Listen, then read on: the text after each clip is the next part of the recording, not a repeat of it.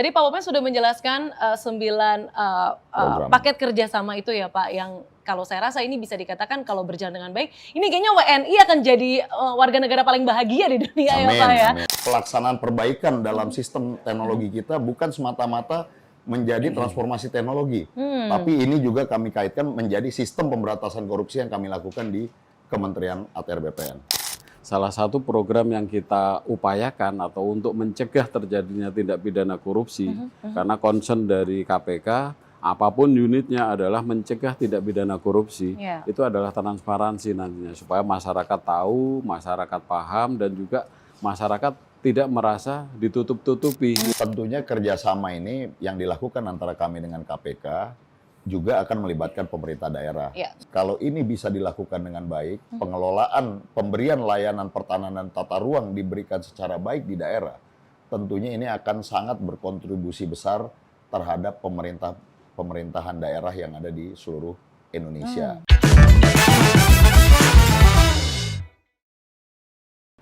Halo Sobat ATR BPN dimanapun Anda berada, apa kabarnya? Semoga dalam situasi dan juga kondisi yang sehat tanpa kekurangan suatu apapun. Bersama Diana Valencia kembali lagi di podcast ATR BPN. Kali ini kita akan membahas soal isu yang penting dan juga terkini. Tentunya penting untuk masyarakat ketahui begitu ya, karena hubungannya dengan layanan. Nah, Sobat ATR BPN mungkin kalau bicara soal pertanahan begitu ya, mungkin ada beberapa stigma yang melekat, mulai dari prosesnya rumit, terlalu banyak pungli, ini pasti prosesnya akan panjang. Nah, Sobat ATR BPN sebenarnya dimulai dari Oktober 2025 pertemuan antara Menteri ATR BPN Nusron Wahid ini dengan KPK sebenarnya sudah ada program kerjasama yang dilakukan antara sejumlah lembaga ini untuk mempercepat layanan dan juga melakukan transformasi yang ujungnya ini nanti akan memperbaiki kualitas di masyarakat. Nah, hari ini kita akan membahas sebenarnya soal kira-kira apa saja ya transformasi besar-besaran yang dilakukan oleh KPK, kemudian ATR BPN, kerjasama dalam bidang apa?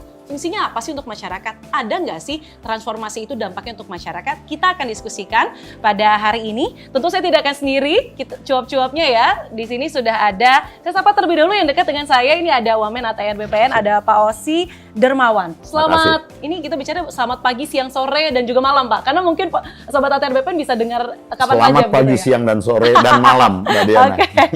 Sehat Pak Osi? Sehat, alhamdulillah. Mbak Diana sehat? Saya sehat, Mas. Sebenarnya saya agak sakit, saya pergi dulu deh Pak dari sini. Aduh, jangan. Harus nyelesain tugas dulu. Jangan ya. Oke, selanjutnya karena tadi kita juga menyinggung soal Komisi Pemberantasan Korupsi, teman-teman menyebutnya orang Kuningan, Pak. Nah, ya. Padahal Kuningan besar ya. Kuningan besar sekali.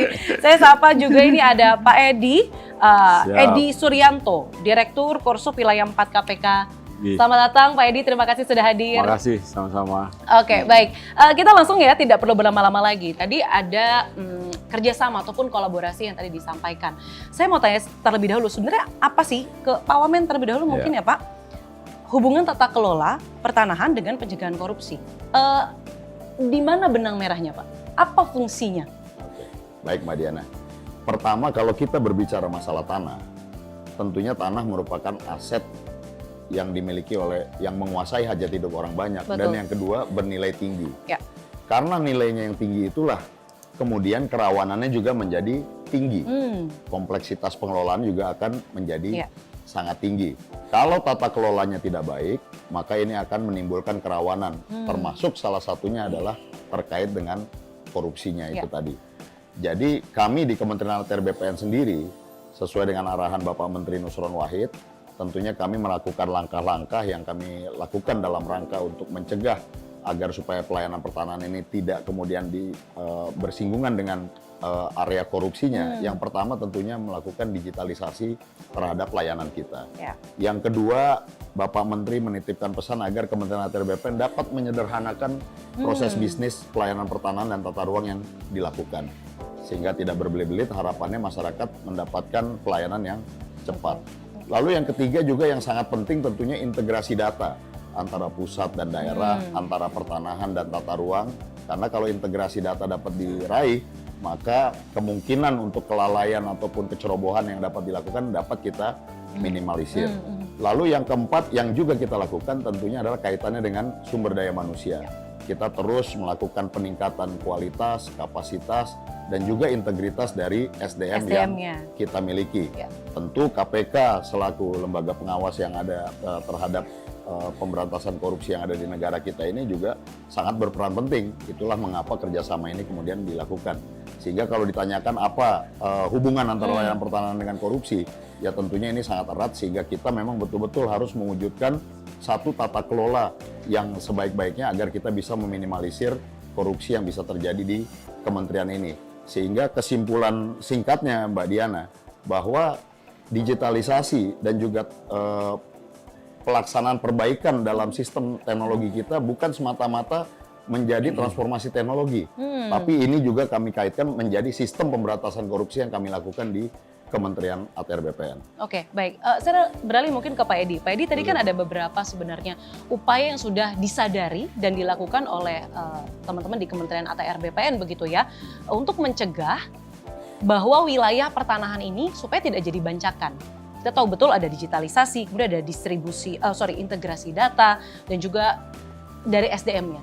Menurut Anda itu sudah cukupkah untuk bisa membantu teman-teman meminimalisir yang namanya wilayah pertanahan itu jadi bancakan? Karena ini kaitannya dengan pencegahan korupsi dan pelayanan kepada masyarakat. Memang kalau kita bicara tata kelola Mbak, memang ada dua hal penyebab utama dari terjadinya tindak pidana korupsi. Ya. Nah itu kita bicara langsung to the point ya, tindak pidana korupsi. Satu adalah sistemnya, yang kedua adalah orangnya. Oke. Nah tadi Pak Wamen sudah menyampaikan bahwa perbaikan sistemnya terus sama orangnya, itu kan ada dua hal yang memang benar-benar terpisah mungkin ya dalam konteks memperbaiki. Nah kita bicara orang mungkin mulai dari keagamaan, terus ya ujungnya integritas ya ujungnya ya. Mulai dari pribadi, integritas, pegawai negeri seperti apa ya, manajemen ASN juga Pak mungkin ya, kan sama itu semua untuk memperbaiki orangnya. Nah kita bicara sistem, sistem itu ada beberapa hal yang paling utama menurut kami ya, kan KPK kita bicara koordinasi dan supervisi sebagai salah satu unit yang ada di KPK, yang memiliki tugas melaksanakan koordinasi terhadap instansi yang melaksanakan pelayanan publik. Nah, kan itu kan ya. Nah, sistemnya adalah transparansi. Itu yang paling utama nanti. Di samping digitalisasi adalah mungkin output atau produk dari masa kini ya. Tapi yang utama adalah transparansi. Yang dari zaman dulu sampai sekarang itu enak untuk disampaikan, tapi faktanya diimplementasinya nggak semudah itu. Betul. Bagaimana transparansinya? Nah, salah satu program yang kita upayakan atau untuk mencegah terjadinya tindak pidana korupsi, karena concern dari KPK, apapun unitnya adalah mencegah tindak pidana korupsi, itu adalah transparansi nantinya, supaya masyarakat tahu, masyarakat paham, dan juga masyarakat tidak merasa ditutup-tutupi informasi yang ada. Kan itu isu yang paling utama yang selama ini menjadi beban masyarakat ya, dan itu juga menjadi nama baik Kementerian ATR BPN dipertaruhkan. Betul. Karena bagaimana membuka supaya seluruh informasi terbuka bagi masyarakat. Ujungnya supaya tadi sama tercegahnya suatu terjadinya tindak pidana korupsi. Saya dapat poin-poin menarik nih. Sebenarnya kalau dari Pak Wamen tadi bahwa digitalisasi itu bukan cuma sekedar transformasi teknologi, tapi benar-benar harus menutup celah-celah yang ada, kerawanan tersebut. Kemudian tadi soal transparansi juga disebutkan. Nah, tadi kita sudah bicara kulit luarnya, bahwa memang ada komitmen-komitmen, kepentingan bahwa dua lembaga ini harus bekerja sama. Tapi kita tidak boleh lupakan bahwa hidup itu tidak hanya di pusat saja, tapi juga ke daerah-daerah. Bahwa tadi sempat disebutkan bahwa pemerintah daerah ini juga harus dilibatkan begitu ya. Saya mau ke Pak Wamen lagi. Pak Wamen, ini sebenarnya apa hubungannya melibatkan pemerintah daerah untuk berkolaborasi, untuk tadi menjalankan komitmen-komitmen tadi? Mungkin bisa Anda jabarkan. Ya, tentunya kerjasama ini yang dilakukan antara kami dengan KPK juga akan melibatkan pemerintah daerah selaku eksekutor di lapangan, selaku pembina wilayah, yang juga masyarakatnya diberikan pelayanan-pelayanan pertanahan oleh Kementerian ATR BPN melalui kantor pertanahan di kabupaten kota dan juga kantor wilayah di tingkat provinsi. Nah, kerjasama ini kalau ini bisa dilakukan dengan baik, pengelolaan pemberian layanan pertanahan dan tata ruang diberikan secara baik di daerah, tentunya ini akan sangat berkontribusi besar terhadap pemerintahan daerah yang ada di seluruh Indonesia. Misalnya tentunya layanan pertanahan akan berdampak erat dengan kaitannya dengan perekonomian daerah. Pertumbuhan ekonomi itu, Pak. Pertumbuhan ekonomi. Bagaimana kemudian investor mau menanamkan modalnya, berinvestasi di suatu daerah, kalau misalnya pelayanan pertanahan di daerah tersebut tidak baik, pelayanan tata ruangnya tidak baik. Tentu walaupun itu tugas fungsinya ada di Kementerian ATR BPN, tapi yang akan merasakan dampaknya adalah pemerintahan daerah. Iya betul. Lalu yang kedua termasuk masyarakat. Jika mereka mengurus sertifikatnya terlalu berbelit-belit, belum berbelit-belit, panjang prosesnya dan kemudian dikenakan pungli. Iya, satu harus langkah mengeluarkan uang, satu langkah uang. Ekstra uang lagi. Oke. Akhirnya menimbulkan ketidakpastian, sertifikat yang harusnya bisa juga menjadi aset ekonomi bagi masyarakat, ini tentunya menjadi terdampak. Dan akhirnya dampak besarnya akan berdampak terhadap pemerintahan daerah. Dan untuk pemerintahan daerahnya sendiri, kalau misalnya dia dalam menata aset-aset daerahnya, kemudian mengalami kendala-kendala dalam melakukan sertifikasi aset negara, aset pemerintahan daerah, dan lain-lain, tentunya kemudian daerah tidak punya kemampuan untuk bisa membangun untuk masyarakatnya. Bagaimana dia menyediakan lahan untuk sekolah untuk masyarakat, puskesmas, rumah sakit, dan lain-lain yang membutuhkan keterikatan langsung dengan pelayanan pertanahan dan tata ruang. Itulah kemudian program ini dicanangkan agar juga selain pemberantasan korupsi yang bisa kita lakukan karena tata kelolanya semakin diperbaiki, tapi ini akan berdampak masif, berdampak secara ekonomi terhadap pemerintah daerah dan juga terhadap sosial dan juga politik di wilayah tersebut. Kalau pelayanan pertanannya bagus, pelayanan tata ruangnya baik, tentunya stabilitas sosial yang ada di sana juga makin baik, ekonomi akan semakin meningkat, dan harapannya Pemda juga akan makin bisa membangun untuk kemaslahatan masyarakat yang lebih banyak. Itulah peran penting Pemda juga harus hadir dalam program kerjasama antara Kementerian ATR BPN dengan KPK ini. Jadi tidak melulu soal pemberantasan korupsinya, tapi ternyata ada dampak samping, side effect yang bisa dirasakan oleh Pemda di bidang ekonomi. Dan itulah yang mungkin juga sedang didorong oleh pusat begitu ya, bagaimana daerah itu bisa memaksimalkan potensi-potensi penerimaan daerahnya, termasuk dengan dari segi pertanahan ini begitu ya Pak Wamen. Betul, harus kita optimalkan. Ya itu tadi contoh nyatanya, bagaimana sertifikat ini jika kemudian diagunkan ke bank, masyarakat kan bisa mendapat tambahan modal untuk dia mungkin UMKM-nya, bisnis-bisnis kecilnya. Tapi kalau kemudian dalam pelayanan sertifikat tidak berjalan dengan maksimal, ada permasalahan, kendala, ya tentunya akan merasakan dampaknya nanti tidak hanya Kementerian ATR BPN, tapi juga Pemda. Dan tentunya KPK akan juga tanda kutip marah. Kenapa ini tata kelola yang nggak bagus? Artinya ada yang something wrong. Nah ini yang kita hindari, kita harus berkolaborasi. Tentu, memang kolaborasi itu penting utamanya dari tiga unsur ini. Betul. Ke Pak Edi, tadi kan disampaikan bahwa pemerintah daerah ini adalah eksekutornya. Kemudian tadi disampaikan ini berdampak juga loh sama penerimaan daerah. Sebenarnya korelasinya apa sih Pak ketika penegakan hukum itu ada, kepastian hukum birokrasi itu ada dengan penerimaan daerah? KPK melihatnya dari segi apa kalau dari segi itu? Jadi mungkin bisa ditarik ke belakang, di mana Undang-Undang 2019 tentang KPK ya. Ada tugas-tugas KPK yang diamanatkan dalam undang-undang, ada 6, salah satunya adalah koordinasi. Nah, koordinasi ini adalah dengan instansi yang berwenang melaksanakan pemberantasan tindak pidana korupsi dan instansi yang bertugas melaksanakan pelayanan publik. Nah, dari situ dulu nih dasarnya nih, Maya. Tadi bicara yang tujuan tadi, nanti dari situ, nah KPK melaksanakan koordinasi nih, unit Kedeputian Koordinasi dan Supervisi, kami melakukan koordinasi bersama dengan Kementerian ATR BPN dan pemerintah daerah. Nah, terkait dengan layanan pertanahan. Nah, untuk layanan pertanahan sendiri ada 4, Pak. Mbak Diana, yang setidak-tidaknya yang kami soroti, karena tadi tetap formatnya atau apapun bahasanya, kami tetap tindak pidana korupsi, materinya kan gitu kan. Yang pertama adalah layanan pada masyarakat, tadi disinggung Pak Wamen kan, supaya nggak ada pungli, dalam hal ini mungkin gratifikasi, suap, pemerasan, kan itu kan tindak pidana korupsinya.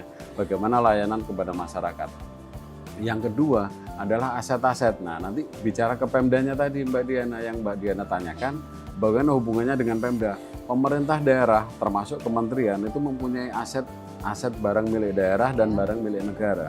Bagaimana supaya tidak hilang yang selama ini, mohon maaf, banyak oknum-oknum yang menghilangkan atau mencaplok begitu ya Pak. Mungkin bahasanya malah mengkorupsi aset, bukan korupsi uang tapi korupsi aset. Nah, supaya apa? Supaya program ini mengamankan, ya sertifikasi lah. Contoh yang paling sederhana sertifikasi. Nah, setelah itu adalah nanti dimanfaatkan. Tadi Pak Wamen menyampaikan dimanfaatkan oleh pemerintah daerah supaya mendapatkan pendapatan asli daerah meningkat. Betul. Nah, itu tujuannya, itu hubungannya nanti. Jadi dengan mencegah terjadinya tindak pidana korupsi, nanti manfaat langsung dari daerah, khususnya dalam hal pengamanan dan pengelolaan aset milik daerah maupun milik negara ini. Mungkin Gitu, Sobat Mbak ATR Diana. BPN sampai sini sudah sangat memahami ya seberapa pentingnya kolaborasi ini, bahwa memang penertiban, kemudian kedisiplinan dalam hal penegakan hukum dan juga dari segi turunan ya Pak, digitalisasi, integrasi data ini bisa berdampak pada pendapatan suatu daerah. Nah, kita nanti akan bahas usai jeda berikut ini soal kira-kira apa sih dikerjakan? Tadi kan komitmennya sudah ada. Turunannya seperti apa? Apakah hanya kulitnya saja? Tentu tidak. Kita akan bahas usai jeda, tetaplah bersama kami. Setelah tadi banyak bicara soal hitam di atas putihnya, komitmennya, nah sekarang kita bicara soal realisasinya. Kira-kira apa sih yang dikerjakan oleh KPK, kemudian ATR BPN, dan juga teman-teman dari pemerintah daerah. Tadi sudah disampaikan. Mungkin saya langsung nanya ke Pak Wamen ya, soal 9 paket program yang memang diinisiasi oleh ATR BPN dan juga KPK. Monggo Pak. Baik, terima kasih Mbak Diana. Jadi 9 paket program ini bentuk kerjasama yang kami lakukan antara Kementerian ATR BPN, KPK dengan Pemda. Ini 9 program ini memang diyakini akan mampu, pertama adalah berupaya untuk meningkatkan pemberantasan korupsinya. Tapi yang kedua juga akan berdampak secara ekonomi terhadap pemerintahan daerah, termasuk untuk meningkatkan tata kelola layanan pertanahan tata ruang di daerah. Yang pertama adalah program integrasi nomor identifikasi bidang dengan nomor objek pajak. NIB diintegrasikan dengan NOP. Tentu ini akan sangat berdampak baik terhadap pemerintahan daerah dalam peningkatan pendapatannya. Sehingga nanti kalau kedua hal ini bisa diintegrasikan, karena kedua hal ini dilakukan oleh menjadi tugas dan fungsi kementerian yang berbeda. Kalau NIB ini ada di Kementerian ATR BPN, sedangkan NOP ada di Kementerian Keuangan atau juga Pemda. Nah, ini kalau dua-duanya bisa terkonek, maka kalau misalnya terjadi satu layanan pertanahan ataupun tindakan hukum terhadap nomor identifikasi bidang yang ada, itu akan langsung diketahui oleh unsur-unsur perpajakan. Sehingga ini tentu akan berdampak baik bagi pendapatan daerah. Itu yang program yang pertama. Kenapa juga kemudian integrasi ini juga akan mencegah pemberantasan korupsi, sehingga nanti pajaknya juga nggak bisa diatur-atur akal-akalan montir gitu ya Pak. Karena kemudian betul. sudah terintegrasi. Ini Ini tentunya sangat membutuhkan bantuan dari teknologi. Yang kedua adalah integrasi layanan pertanahan dengan mall pelayanan publik yang ada di daerah. Ini amanat pesan dari KPK juga sangat kuat, agar apa? Agar mall pelayanan publik ini juga pada saat masyarakat datang ke sana, ada layanan pertanahan di sana untuk memudahkan masyarakat mendapatkan pelayanan. Sehingga one stop service ini bisa diwujudkan tidak hanya untuk layanan-layanan lain di daerah, tapi juga termasuk layanan pertanahan.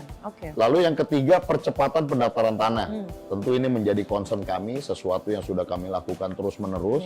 Agar apa? Agar seluruh tanah di Indonesia ini bisa dipetakan, bisa didaftarkan, dan mudah-mudahan naik kelas, bisa disertifikatkan. Semakin dia bisa disertifikatkan, maka database dari negara terkait dengan tanah-tanah yang ada akan semakin baik, sehingga ini meminimalisir terjadinya satu perubahan-perubahan data yang tidak kita inginkan. Lalu yang keempat, rencana detail tata ruang, RDTR. Ini juga komponen yang sangat penting bagi investasi. Ini bisa terintegrasi dengan online single submission atau OSS di BPKM. Sehingga apa? Sehingga pada saat orang ingin berinvestasi, mereka tidak harus datang ke kantor pertanahan. Mereka di depan komputernya, di depan laptopnya, di depan HP-nya, dia bisa mengakses. Kemudian dia tanyakan, apakah saya bisa berinvestasi?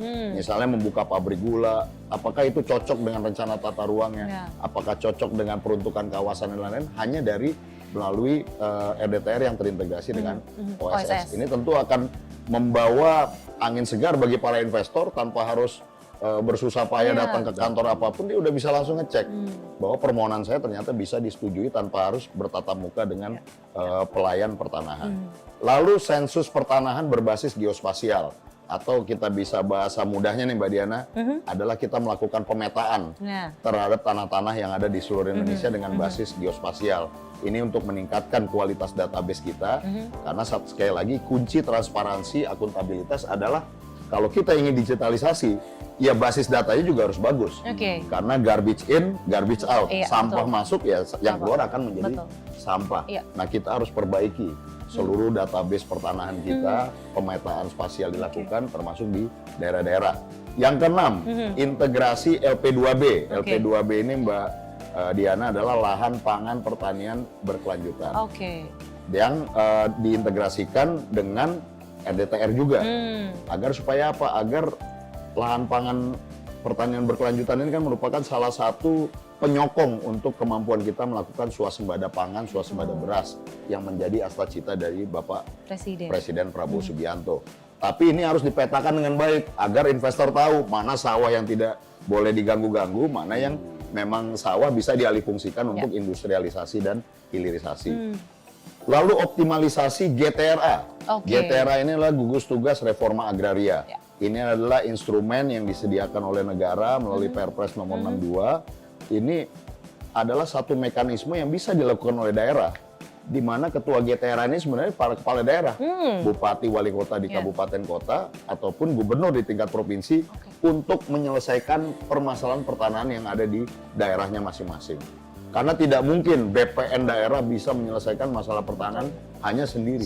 Dia tentunya harus disokong oleh jajaran Pemda, dalam hal ini kepala daerah, ada kejaksaan di sana, ada kepolisian, ada TNI, dan juga Forkopimda lainnya, Dinas Tata Ruang, Dinas Kehutanan, dan lain-lain. Nah, ini kita harus optimalisasikan di seluruh daerah. Agar apa? Agar bahwa rupanya kepala daerah punya peran penting dalam menyelesaikan konflik-konflik sengketa pertanahan yang ada di wilayahnya. Artinya tidak melulu harus BPN yang sebagai penjuru, kepala daerah pun punya instrumen itu melalui GTRA ini. Lalu yang dua terakhir adalah pemanfaatan ZNT atau zona nilai tanah. Ini tentunya kaitannya dengan appraisal, Mbak. Kalau Mbak Diana lihat satu lokasi tanah, ini harganya berapa nih kira-kira ya? Publik ingin Saya suka mengetahui. ngayal gitu sih Pak, kayak misalnya di Pondok Indah ini rumah kira-kira harganya berapa ya? Berarti Mbak Diana Gitu. kelasnya di situ Pak Edi. Bisa gimana? Amin, Kalau Pak. saya soalnya masih di pinggir-pinggiran nyarinya.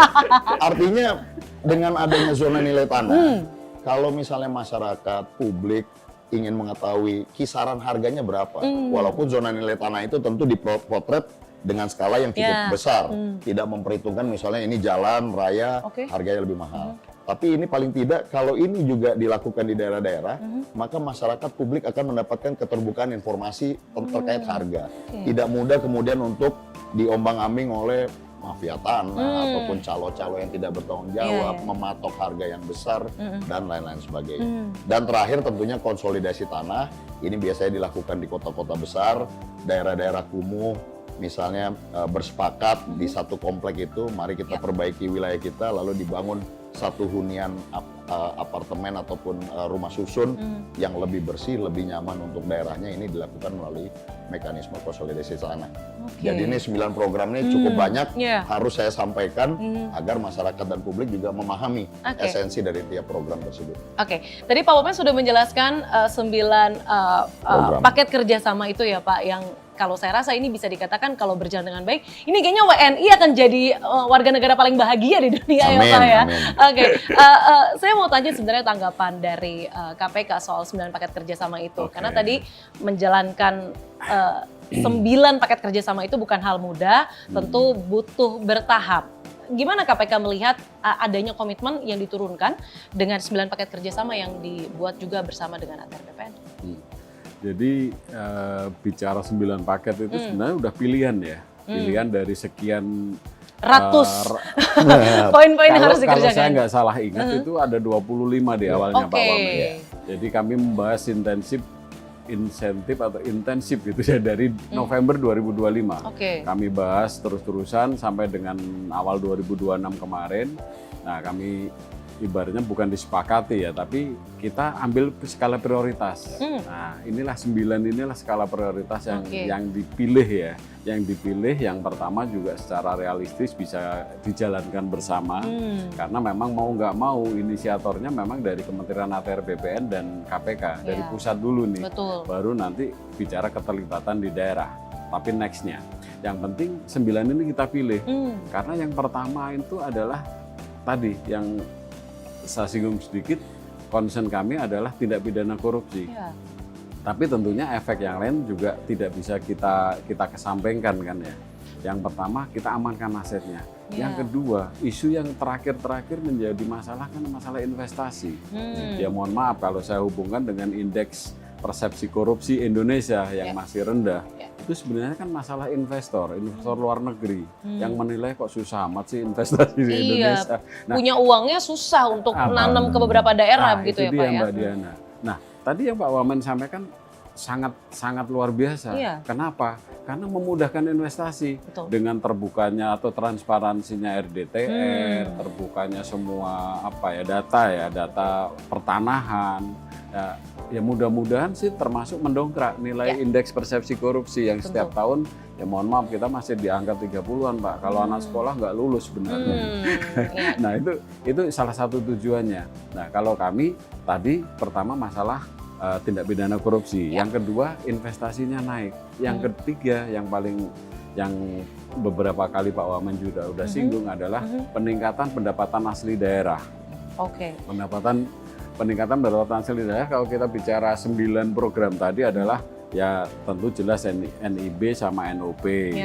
Terus masalah sertifikasi itu juga dengan dikuasainya aset dan jelas legal formalnya atau mungkin istilah kami pengamanan hukum dan administrasinya Pak dengan sertifikat itu Pemda bisa kerjasama mungkin menyewakan atau bangun BGS ya, bangun guna serah, itu kan dapat penghasilan Pemdanya. Nah, itu contoh. Jadi 3 hal yang menjadi perhatian kami dengan 9 program tadi adalah satu adalah terjadinya pengamanan aset, yang kedua meningkatnya investasi karena transparan, dan yang ketiga adalah pendapatan asli daerah meningkat. Nah, itu 9 program itu yang kalau dari sisi kami itu. Kurang lebih itu Mbak Diana. 3 poin tadi terjawab dalam 9 paket kerjasama yang tadi disampaikan oleh Pak Wamen. Tapi tentu memang hal yang besar tidak bisa dilakukan instan Pak. Tentu harus bertahap dan kita tahu betul bahwa ATR, BPN, kemudian juga KPK ini bekerja sama dengan Pemda itu untuk melakukan pilot projecting terlebih dahulu. Ada 3 provinsi yang dipilih, koreksi kalau saya salah, ini ada Sulawesi Tenggara, Sulawesi Utara, dan juga Sulawesi Selatan. Nah, mungkin saya tanya dulu, sebenarnya kenapa 3 provinsi itu yang dipilih? Ini yang memilih KPK dan ATR BPN bersama tentu ya. Mungkin Pak Edi terlebih dahulu. Boleh. Jadi kenapa memilih 3 provinsi? Tentunya pertimbangannya adalah satu komitmen Mbak. Itu yang kami sampaikan ke Kementerian ATR waktu kami diskusi. Jadi mau milih yang mana nih? Yang kepala daerahnya punya komitmen kuat dong gitu. Kenapa? Ya nggak akan jalan kalau nggak ada komitmen. Nah itu yang utama. Makanya kami pilih 3 provinsi tadi, Sulawesi Selatan, Sulawesi Tenggara, sama Sulawesi Utara. Karena kami lihat dan Korsup Koordinasi Supervisi KPK itu mendampingi pemerintah daerah kan udah kurang lebih 6 tahun lah ya, 6 tahun terakhir ya. Dari situ kami bisa melihat kepala daerah dalam hal ini karena ngelihat provinsi berarti gubernurnya Pak, yang punya komitmen yang mana dan nanti kira-kira 9 program ini bisa berjalan dengan sukses nggak? Nah itu kami pilihlah 3 ini, itu yang pertama. Saya interupsi sebentar Pak. Boleh. Standar komitmen kuat itu seperti apa? Nah, komitmen kuat itu seperti ini Mbak, bicara aset bermasalah. Saya mohon maaf, saya harus buka contekan tapi silahkan, kebetulan Pak. Contekannya nggak saya bawa, itu yang contekannya nggak dibawa nggak apa-apa Pak. Ya, jadi gini, tentunya saja, jadi gini, kita bicara sertifikasi, ini yang tapi secara nasional, tapi kami sudah petakan setiap provinsi, jadi secara nasional ini juga sekaligus Pak Wamen nih ya, saya sampaikan Pak. Tahun 2018 dan sebelumnya itu sertifikasi pemerintah daerah itu hanya kurang lebih 15 sampai 20 ribu per tahun Pak. Dari itu seluruh Indonesia itu, Pak. Itu dari seluruh Indonesia ya, nasional Pak. Tapi begitu dengan teman-teman BPN dan dengan pemerintah daerah yang kami bahasa undang-undang kan koordinasi ya, KPK ya. Nah, kami ketemukan bersama. Jadi meningkat sampai dengan terakhir 2023-4an itu kurang lebih menjadi 6, 7, 80-an ribu, Pak. Jadi 4 kali lipat, Pak. Dan itu yang paling utama adalah peran serta dari pemerintah daerahnya sendiri, Pak. Di samping juga tentunya pelaksananya adalah Kantah ya, Kantah BPN ya. Jadi 2 itu, Mbak. Itu standar komitmen kuat Pak, ya. tadi. Dan yang kedua, kami standarnya adalah aset bermasalah. Mohon maaf, di daerah itu banyak sekali aset-aset bermasalah. Dan progres yang paling menunjukkan progres yang paling cepat ya 3 provinsi tadi, terutama Sulsel. Sulsel itu banyak, kalau contohnya ya mungkin bisa kita buka sejarah Matok Angin seperti apa dan seterusnya lah ya. Terus Sultra itu juga sama dan juga Sulut. Makanya 3 provinsi kami pilih karena itu tadi progresnya jelas, komitmen kepala daerahnya juga bisa kami pegang. Insya Allah nanti mudah-mudahan nggak salah pilih ya. Tapi insya Allah nggak salah pilih, Mbak. Jadi 3 provinsi itu kami dahulukan ya. Bukan hanya itu, tapi kami dahulukan. Mungkin nanti dengan teman-teman Kementerian ATR Pak Wamen. Tentu. Karena memang sekali lagi pilot project ini juga jadi wajah pertama begitu ya untuk pengejawantahan 9 paket program tadi begitu ya. Saya mau singgung sedikit soal peran masing-masing pihak karena kan tentu kolaborasi ini dilakukan, ada 9 paketnya tadi sudah jelas sekali turunannya. Kemudian juga ada penjelasannya kenapa 3 provinsi tadi yang dipilih begitu ya. Peran masing-masing pihak seperti apa sih Pak? Mungkin dari Pak Edi dulu soal peran KPK dalam 9 paket tadi seperti apa? Secara garis besar dulu Pak. Sesuai dengan tugas kami Pak, tadi kan melakukan koordinasi Mbak. Tentunya kalau misalnya sederhana Pak, sertifikasi kan bukan kami yang mensertifikatkan kan. Teman-teman KTR BPN kan atau Kantah lah, kantor pertanahan di kabupaten kota itu yang melaksanakan. Tapi tugas kami adalah melakukan koordinasi. Hambatannya apa sih selama ini sertifikat kok, terutama sertifikat yang kalau kami concern kan karena masalah aset pemerintah, berarti sertifikasi aset tanahnya Pemda kan ya. Selama ini kenapa sih kok lambat banget atau lama atau mungkin sedikit yang bisa disertifikatkan, kendalanya apa di pemerintah daerah? Setelah tahu kami masalahnya, kami gali permasalahan, terus kami datang ke Kantah BPN, apa sih kendalanya? Nah, kami pertemukan, itulah fungsi koordinasi kami, Mbak. KPK di situ. Di situ peran kami. Nah, termasuk dari 9 program tadi, MPP. MPP selama ini tujuan kenapa pelayanan pertahanan harus ada di mall pelayanan publik tadi Pak Menteri sampaikan program yang kedua itu kan ya. Kenapa? Karena untuk transparansi.